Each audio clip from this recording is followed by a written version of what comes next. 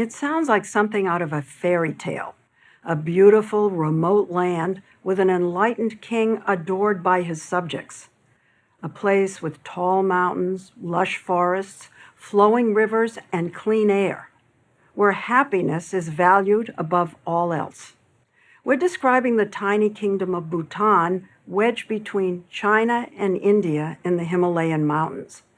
A place so fiercely protective of its unique Buddhist culture that for a long time it sealed itself off, didn't admit tourists until the 1970s, and didn't introduce television until 1999.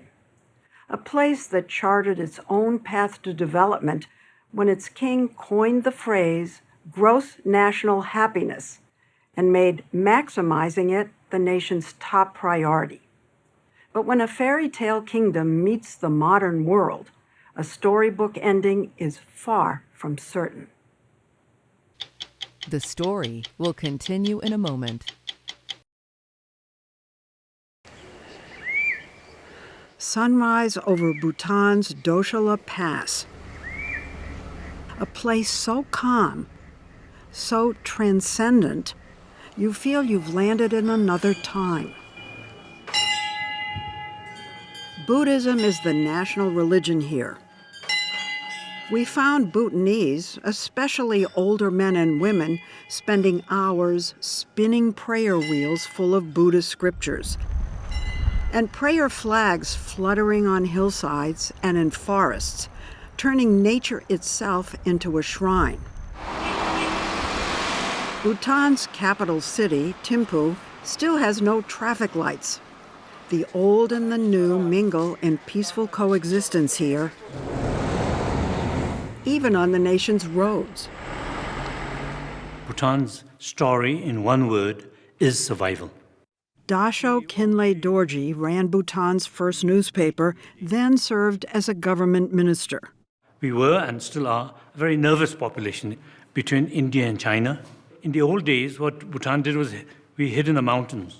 You hid from these two giants. Yes. You were afraid they'd gobble you up? Oh, yes, because we don't have military might or economic force. So Bhutan's strength was going to be our identity, to be different from everyone around us. We wear different clothes, we construct our buildings, traditional architecture and identity based on our culture. That was our strength.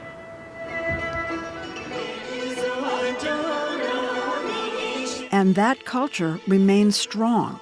Thousands of Bhutanese gather for seasonal religious festivals with songs in the national language, Dzongkha, and centuries-old dances and costumes. This is not a tourist-focused spectacle, though foreigners are welcome. This is clearly for the Bhutanese, who come dressed in their finest. Tell us about what you are wearing, because this is the traditional dress for a man. My wife joked and said, it's the men who wear the skirts in this country, we're showing our knees. This is called the Gelu, and it's colorful because it's all woven here using natural dye. It's very old-fashioned. We came to realize that, that what we had in the past, what is old, is actually very valuable. Goes also double as athletic wear for Bhutan's national sport, archery. They're using traditional bows and arrows made of bamboo, shooting at a target a football field and a half away. Oh, he just hit. So what you're going to see is the two teams dancing now. They dance? And they dance and they sing. Rob Seldorji, who once worked at the UN, was a teenager when television came to Bhutan 25 years ago. I remember fixing the antenna in my house for my mom to watch. I wonder how rapidly change has come here. It's almost head-spinning. My father, my late father, when he was growing up in the 60s and 70s, Bhutan was, there was no roads in the country. He had to travel for 2-3 days on horseback to get to school. Bhutan was, and is today, largely a subsistence agricultural society, where many families still live in multi-generational farmhouses. The country was unified by the man who became its first king in 1907.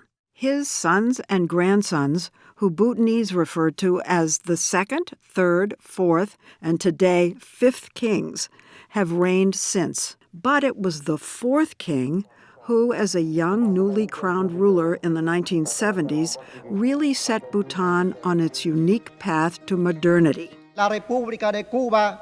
He was flying home from a summit of non-aligned nations in Cuba and landed at an airport in India since Bhutan still didn't have one. Indian journalists met him at the airport, and the first question was, Bhutan is our closest neighbor.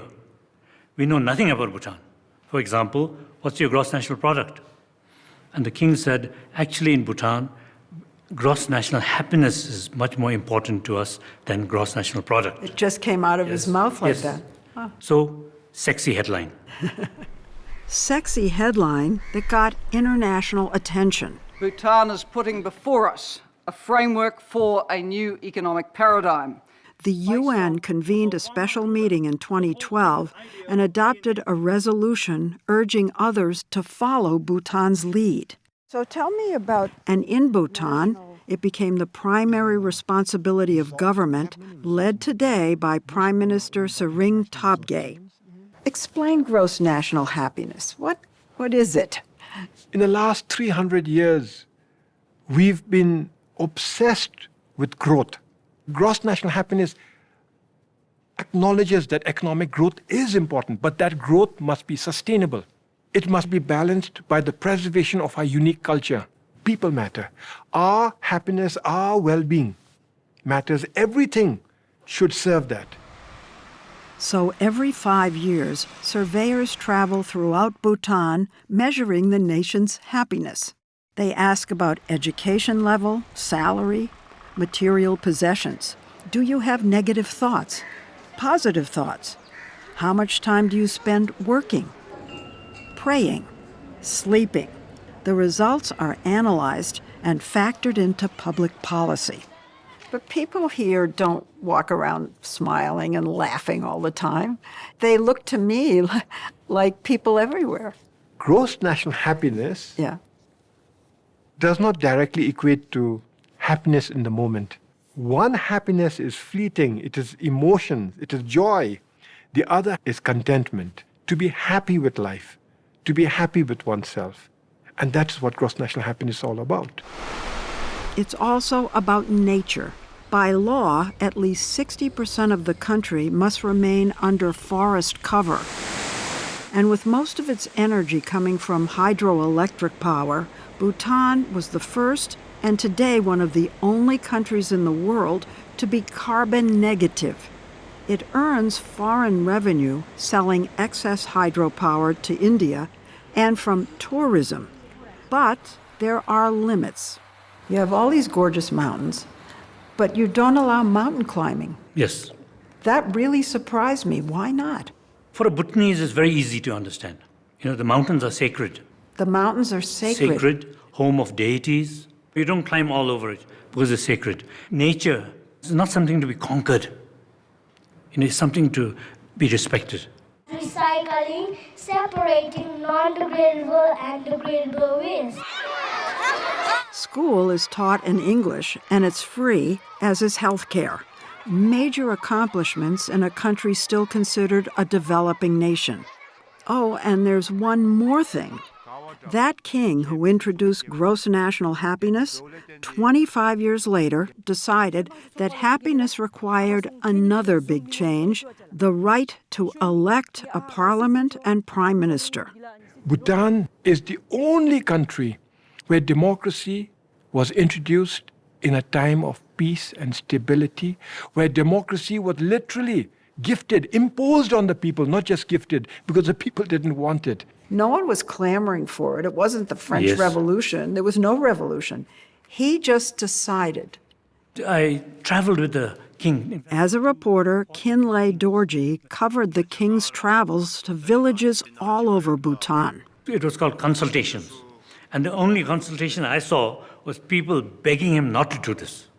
And at But first, people did not want democracy. Yes, and they're pleading and very, very articulate arguments on why. Because when they looked around the world, their horizon was India, Nepal, Bangladesh, Pakistan, democracy, which is really synonymous with violence, with corruption. So they said, no, thank you. We don't really need that. We are fine. He defied the people and imposed democracy. You couldn't argue with him. He had arguments like, you leave the small country in the hands of one man who's chosen by birth and not by merit. Small country is finished. One day we'll have a bad king. And with that, the fourth king abdicated at just 51, passing the crown to his 26-year-old son, the fifth and current king. Bhutanese headed to the polls for the first time ever.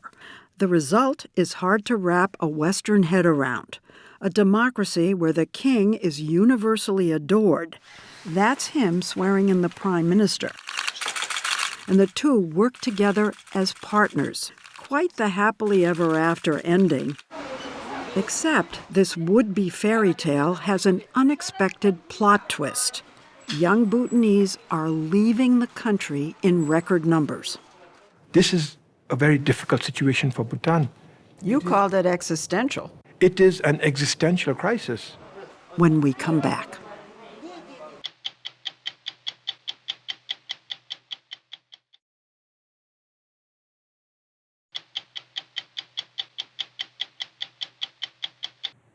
So how did Bhutan, a country that prioritizes its people's happiness, find itself with so many of them leaving?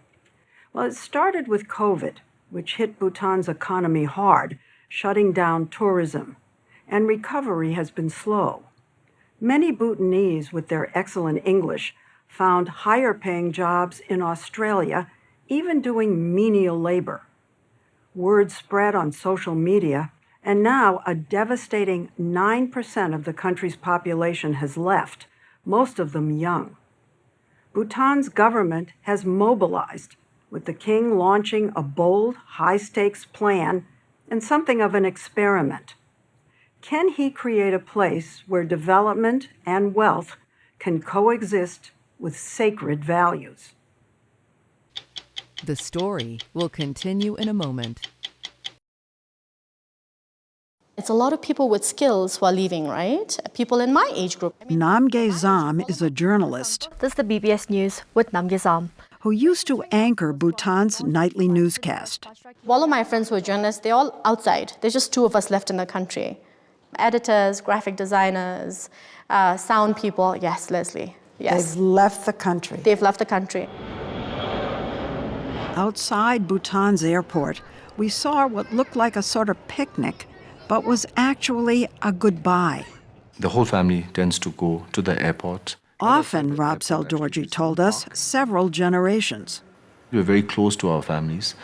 And so when someone leaves so far away, they don't know when the next meal together in the family will be.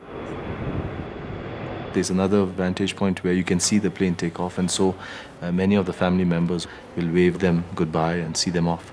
That's a very emotional experience. So many of your people are leaving. I have to ask you this. Has gross national happiness been a failure? Gross national happiness has succeeded. But if people are leaving... I'm 58 years old. In my generation, Bhutan has transformed from a medieval society, literally with no roads, no clean drinking water, life expectancy in their 40s, very few schools, to what you see today. We have free education, free healthcare, where life expectancy is now crossing 70 years old. Where our economy, while it is still small, has been growing in the last 30 years. It's been growing on average of about 6%. And it's growing without destroying, undermining our culture. So by these measurements, I would say gross national happiness has succeeded. As a matter of fact, perhaps it has succeeded beyond our wildest dreams. Meaning he believes it's ironically the success of gross national happiness that has made Bhutanese young people sought after abroad. We have to lure them back. And the only way to lure them back is by good, well-paying jobs. So he's trying to attract more business and tourists to Bhutan, highlighting landmarks like this centuries-old suspension bridge, part of an ancient 250-mile trail from one end of the country to the other. Originally, this was our highway. Now restored to welcome trekking tourists. And near the bridge at twilight, one of the most beautiful buildings we'd ever seen, built in the 1600s. But tourism can only do so much, and Bhutan's king knows it. So while he never gives on-camera interviews, he did grant us a royal audience to share what might be called an enlightened Hail Mary. He's decided to create a new city in southern Bhutan with different rules from the rest of the country, an attempt at a new model of robust economic development, still true to Bhutanese values. He's calling it the Gelu Mindfulness City. And to design it, he turned to Danish architect Bjarke Ingels. There's a real reason why you do something out of the ordinary. Ingels is known for his innovative buildings, like this New York City skyscraper. What's the biggest challenge here? The big question is, can you create a space for economic activity and the future without sacrificing the values and cultural riches that they have today? You have 34 rivers. As Ingels showed us in these renderings, the new city will have neighborhoods nested between the area's many rivers, connected by a series of unusual bridges. We got the idea that the bridges could be like the public buildings. This is a bridge? This is the bridge that is also a kind of Buddhist center. Oh. This is a healthcare bridge. It actually has healthcare facilities on either side of the road. This is a university bridge. All built with local materials. This will be the downtown, no skyscrapers. To see the site, we flew about an hour south of the capital, leaving behind those sacred Himalayan peaks for Bhutan's tropical lowlands, and we climbed to a lookout where there wasn't much to see. This is empty right now. You're going to have a whole new city here. We are looking at a small piece of the city. Our guide was Dr. Lotay Sering, a former prime minister who the king has tapped to govern the new city. He told us it'll be built in phases over the next 2 decades with no polluting industries allowed. We have lots of wildlife, very, very rich wildlife. The most prevalent are the elephants. You have elephants? Yes. And sure enough, we spotted this family a few hours later, just off the side of the road. As habitat shrinks elsewhere, more elephants and even tigers are finding a safe haven in Bhutan, and the new city will have wildlife corridors to protect them. The king has said the future of Bhutan hangs on this project. It's huge. Doing the way we had been doing is not enough anymore. Bhutanese, when we say we follow the principles of gross national happiness, we do not mean we are happy with less. That's what I feel. We are human beings. We also want more. We also want to be rich. We also want to be technologically high standard.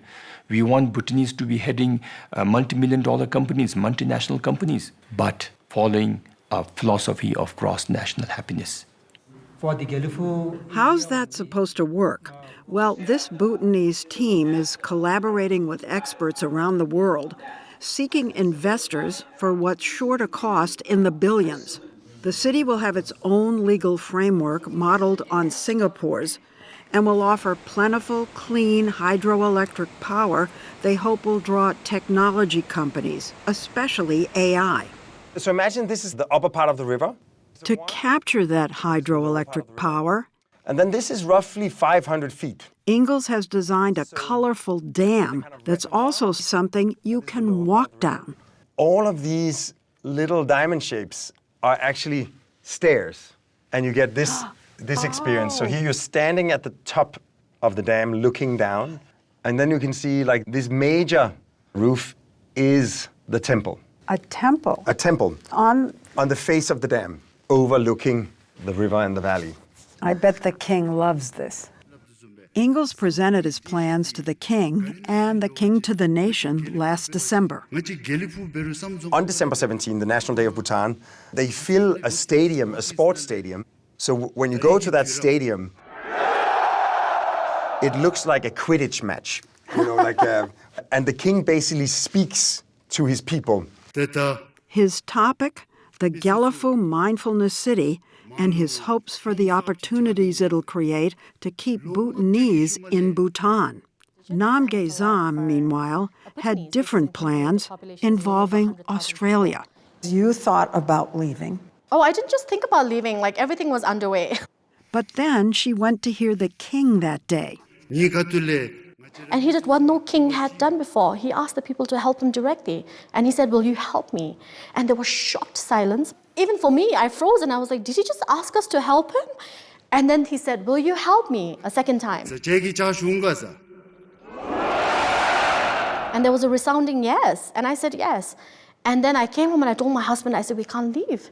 And he said, why? And he said, I've signed a social contract with His Majesty. Because I said, yes. You're so sophisticated, you're worldly, and yet your king asked you to help. You were leaving. And I wasn't the only one. There's like 30,000 people there. Yeah. And I felt like he asked me. She's decided to stay.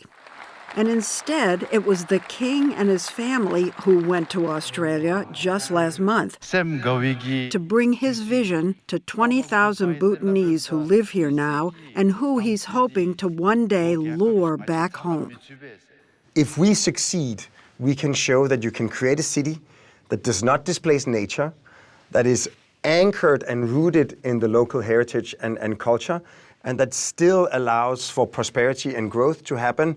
That is a challenge that a lot of places in the world are struggling with. Culture, tradition, modernity. If this remote fairy tale land can gracefully master that dance, then perhaps they'll have something to offer the rest of us.